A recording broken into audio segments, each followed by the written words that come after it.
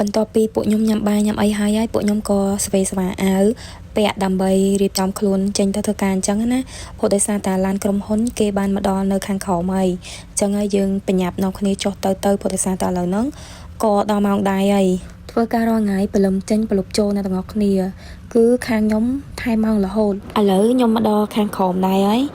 ក៏ខ្ញុំចាប់ផ្ដើមចូលឡានដើម្បីចេញដំណើរទៅធ្វើការអញ្ចឹងណាហើយកន្លែងធ្វើការរបស់ខ្ញុំហ្នឹង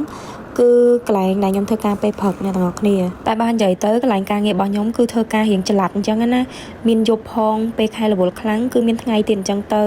ការងារពី3វេនក្នុងពេលតែមួយអ្នកទាំងអស់គ្នានិយាយលេងសើចអីអ្នកទាំងអស់គ្នាឥឡូវភ្លេចខ្លួនបាន4ឆ្នាំជាងហើយពេលវេលាពិតជាលឿនខ្លាំងមែនតែនហើយណាមួយនៅក្នុងប្រទេសជប៉ុនគឺលុយយេនឥឡូវគឺដាំក្បាលចុះខ្លាំងមែនតែន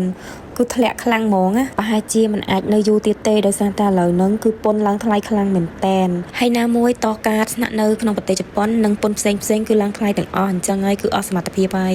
មានតែទៅផ្ទះនឹងឯងហើយតំបន់ដែលខ្ញុំរស់នៅនេះគឺសបោភ្នំខ្លាំងមែនតែនហើយភ្ញៀវដែលនៅទីក្រុងគឺចូលចិត្តមកលេងនៅកន្លែងហ្នឹងខ្លាំងហើយនៅកន្លែងហ្នឹងផងដែរជនជាតិជប៉ុនមួយណាក៏គាត់ស្គាល់ដែរដោយសារតែកន្លែងហ្នឹងជាកន្លែងដែលគេល្បីណាអ្នកទាំងអស់គ្នា